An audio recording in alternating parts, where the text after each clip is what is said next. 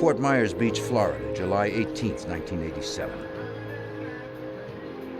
It was a Saturday night in a Gulf Coast beach town with a thriving nightlife and a booming drug trade. Away from the tourists, many local residents spent the weekend at private parties.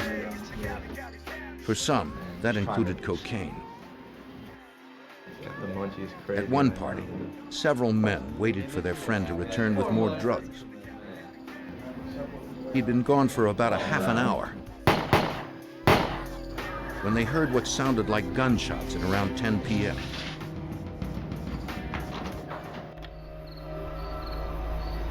The owner of the car, whose vehicle was used for the drug run, saw that it was now parked out front. Inside, he found his friend shot to death.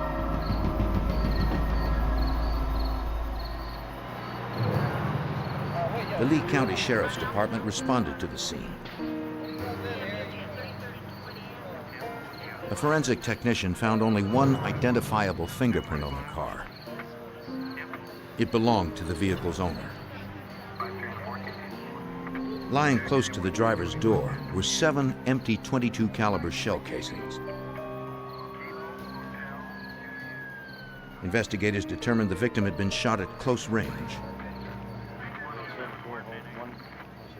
An autopsy would reveal 8 bullet wounds in his upper body and traces of cocaine in his bloodstream. The owner of the car said the dead man was his friend, 29-year-old Craig Karen. Reluctantly, he told homicide detectives that the victim had left earlier to buy cocaine.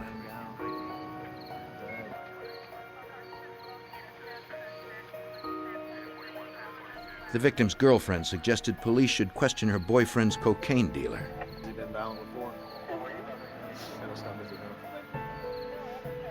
He owed the dealer money for drugs. The dealer had a reputation for violence.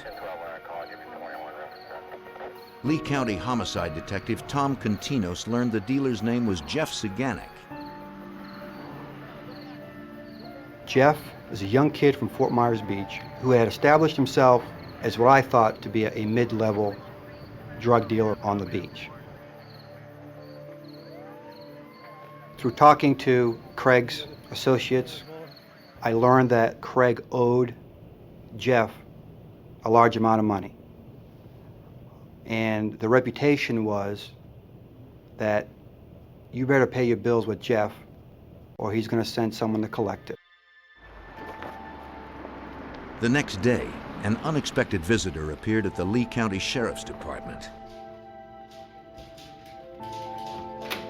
It was the alleged cocaine dealer himself, 23-year-old Jeff Saganek.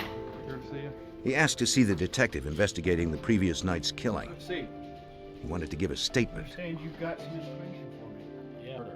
The reputed dealer, with a history of arrests, heard he might be a suspect and wanted to set the record straight. On the night of the murder, Jeff Saganek claimed that he and his girlfriend were at a restaurant for a late dinner. He said that he had talked to the victim in the parking lot just before the couple sat down to eat.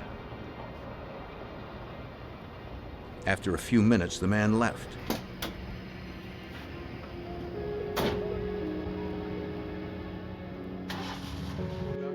The reputed dealer said he and his girlfriend were at the restaurant from about 9:45 until 11 p.m. And he had more to offer than his word. Jeff Saganek handed the detective his restaurant receipt. The waitress who served them confirmed the story. Yeah, I'll talk to her. Maybe we'll slide by the restaurant and see. It appeared he had an airtight alibi. But to the seasoned detective, it seemed Jeff Saganek was trying too hard to cover his tracks. I had investigated enough homicides to see all different types of suspects and how they react and the reasons why they commit murder. For this young kid to come in, as well organized as he was, with an alibi, with witnesses, with receipts,